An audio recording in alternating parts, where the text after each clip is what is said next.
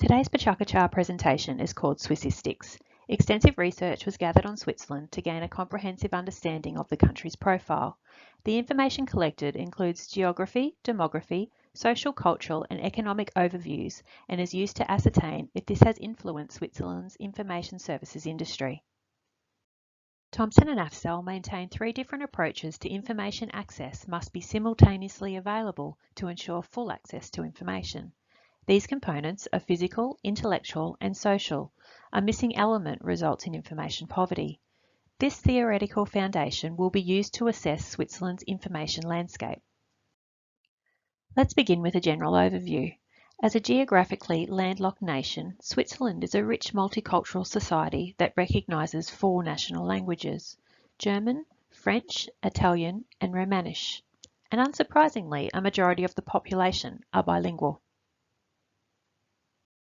Switzerland is a democratic nation with an advanced economy and consistent low unemployment figures.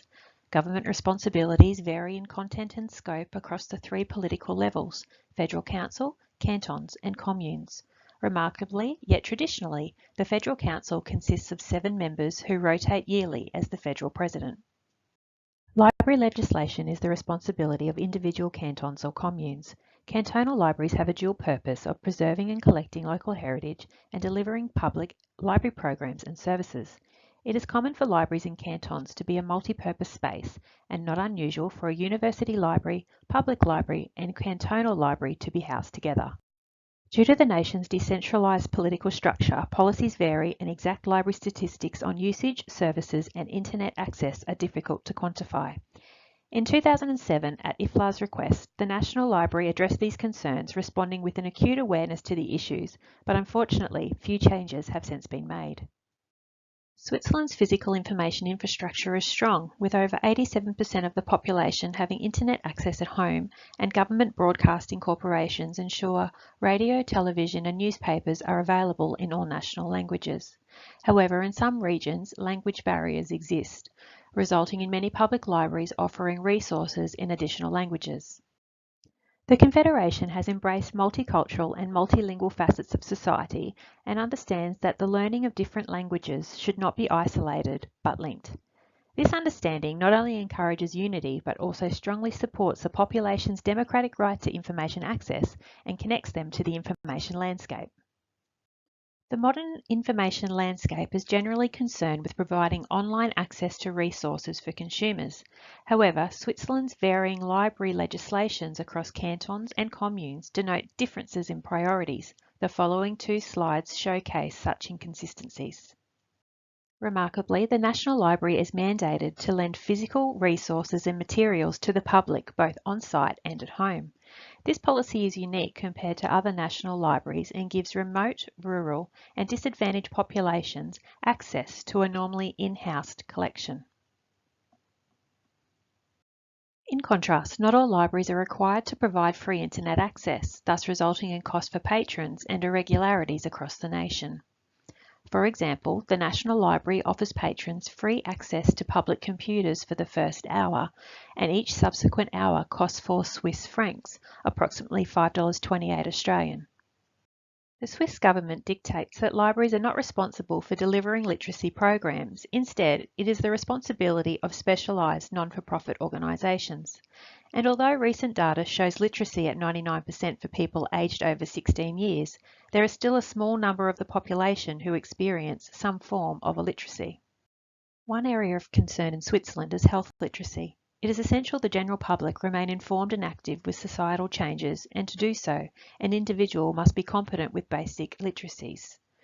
Current research confirms a link between low literacy and a lower understanding of patient and health information.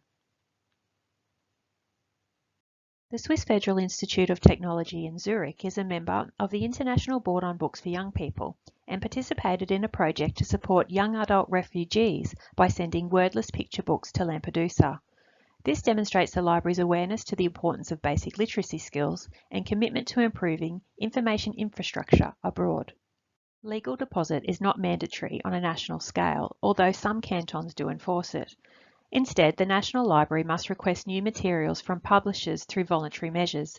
This practice fails to support preservation and accessibility of Swiss-produced materials for future generations. Information services are categorised as national, university, public, special or school libraries and archives.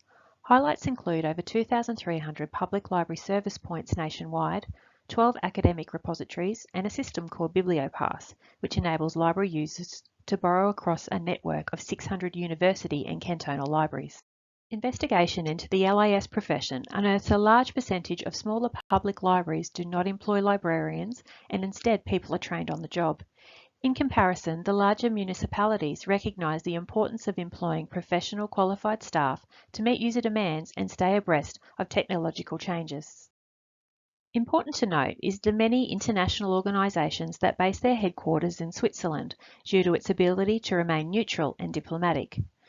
These organisations include various United Nations agencies, the Red Cross, the International Telecommunication Union and the International Olympic Committee. The physical, social and intellectual elements of Thomson and Afzell's tripartite information access model are largely apparent in Switzerland's complex information industry due to the country's advanced economy, telecommunication infrastructure, commitment to education and minimal transnational issues. However, due to the varying library legislations, the rural communities, illiterate population and those who identify as disabled may continue to be impacted by information poverty. Going forward, it is critical the information industries unite by pooling resources and expertise to develop a consistent and transparent information infrastructure to preserve resources for future generations, thus better serving its people.